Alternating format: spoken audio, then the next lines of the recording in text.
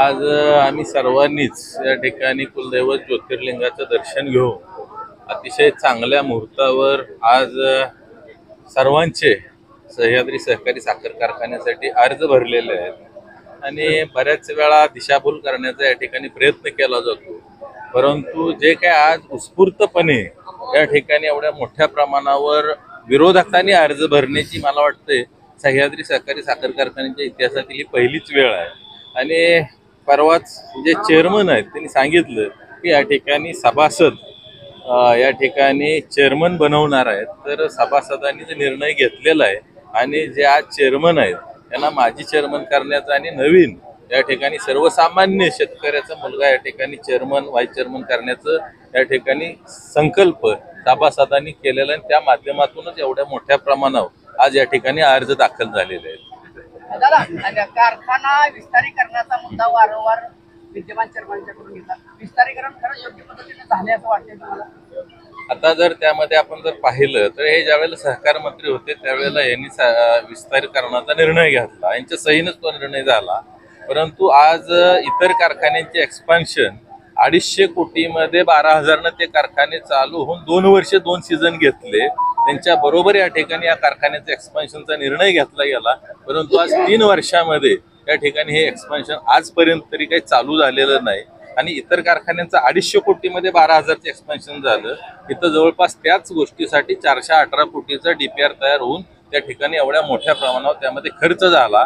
त्यामुळे येणाऱ्या जे काय आता कारखान्याच्या इलेक्शनमध्ये आम्ही सभेमध्ये सांगू कशा पद्धतीने एक्सपान्शन झालंय आणि ती योग्य आहे का अयोग्य। अयोग्य तर 100%च आहे, कारण आज जर हे 3 वर्षामध्ये आज 2 वर्षाचा मोरिटोरियम बँकेने दिला होता, तो या ठिकाणी यांना परत एकदा 1 वर्ष मोरिटोरियम वाढवून घ्यावा लागला, ही फार मोठी खेदाची गोष्ट आहे। आम्ही ज्या वेळेला खटावमान साखर कारखाना त्या ठिकाणी उभा केला त्यावेळेला पायाभरणीपासून त्या ठिकाणी 11व्या महिन्यामध्ये आम्ही साखर काढली। नवीन कारखान्याचे सर्व लायसन्स त्या ठिकाणी डेव्हलपमेंट्स लायझनिंग या सगळ्या गोष्टी 11 महिन्यात नवीन कारखाना तयार होतो आणि या ठिकाणी एक्सपान्शनला 3 वर्ष लागतात। म्हणजे हे अतिशय चुकीच्या पद्धतीनं या ठिकाणी हे एक्सपान्शन झालंय असं मला म्हणावंसं वाटतं। कारण आज 2 वर्षाचं व्याज आणि त्या ठिकाणी जर बाकीच्या जर गोष्टींचा विचार केला तर हे 418 कोटी प्राथमिक दिसत असले तरी ह्याचा जर सगळा हिशेब काढला तर हे 550-700 कोटीकडं हे एक्सपान्शन गेलेलं। सभासदांच्या गाठीभेटी तुम्ही घेत आहात, त्याची काय खर्च बाहेर आले? सभासदांचं एकच म्हणणं आहे, आम्हाला फक्त ह्या वेळेला ह्या विद्यमान संचालक मंडळाच्या विरोधात विद्यमान चेअरमनांच्या विरोधात मतदान करायची संधी द्या। आम्ही 100% ह्या वेळेला बदल घडवून आणणार। दक्षिणच्या भाजपची काही चर्चा झाली का? दक्षिणमधील भाजप मी मगाशी सांगितलं या 5 तालुक्यामध्ये जे समविचारी आहेत त्याच पद्धतीनं त्यांच्या बरोबर ज्यांचं राजकीय पटत नाही वैचारिक पटत नाही सगळी मंडळी आज आमच्या बरोबर एकत्र आहेत। विद्यमान चेअरमनचं आणि दक्षिणमधील आमदारांचं चांगलं जमते ना, विधानसभेला त्यांनी त्यांना सपोर्ट केला होता। मग आता ते तुम्हाला मदत असं मला तरी काय कुठं दिसलं नाही, पण तुम्ही म्हणताय तर ह्या वेळेला 100% आम्हाला ते आम्ही एका पक्षात मदत करतील। प्रचाराचे मुख्य मुद्दे काय असतील दादा? हा प्रचाराचा मुख्य मुद्दा काय? प्रचाराचा मुख्य मुद्दा हा असेल की या ठिकाणी या कारखान्यामध्ये सत्तांतर घडवून या ठिकाणी जो त्या शेतकऱ्याला आज असं वाटते सभासदाला की हा कारखाना विद्यमान चेअरमन आणि त्यांच्या चिरंजीवांचा आहे। पहिल्यांदा त्या ठिकाणी कारखान्यामध्ये गेल्यानंतर सभासदाला वाटलं पाहिजे की हा कारखाना माझा आहे, अशा पद्धतीची ट्रीटमेंट या ठिकाणी सभासदाला दिली जाईल। त्याच पद्धतीनं हे काय जे काय ओव्हर या ठिकाणी आज कर्जमुक्त कारखाना आज फार मोठ्या कर्जाच्या गर्तेमध्ये या ठिकाणी घातलेला आहे।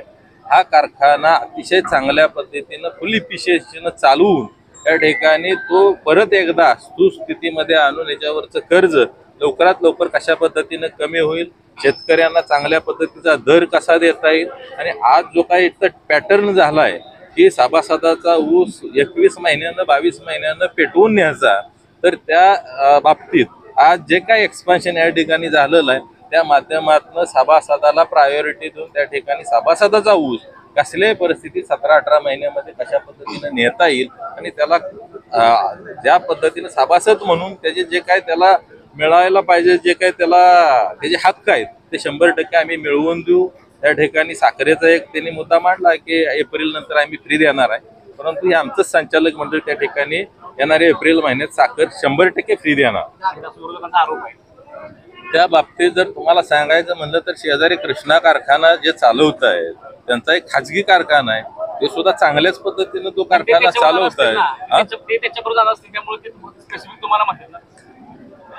हे पहा, या ठिकाणी मी पहिल्या दिवशी डिक्लेअर केलेलं आहे की या कारखान्यामध्ये माझ्या घरामध्ये 12 शेअर्स आहेत, परंतु जे यशवंतराव चव्हाण साहेबांनी सत्तेचं विकेंद्रीकरणाचा जो काही मंत्र दिलाय तो आम्ही या ठिकाणी 100% पाळतोय. माझा कोणीही घरातला माणूस या ठिकाणी संचालक मंडळामध्ये उभा राहणार नाही, या ठिकाणी चेअरमन असणार नाही, बाकीचं कसलंही या ठिकाणी स्वार्थ नसणार आहे. पण त्याच वेळेला हे पुन्हा आणखीन हे सांगतात की मग उद्या ह्यांचं चालवणार कोण. तर या ठिकाणी या सह्याद्री सहकारी साखर कारखान्याचं उद्या सत्तांतर झाल्यानंतर पालकत्व आम्ही घेणार आहे. पाल्याकडनं कधीही पालकाला कसलीही अपेक्षा नसती.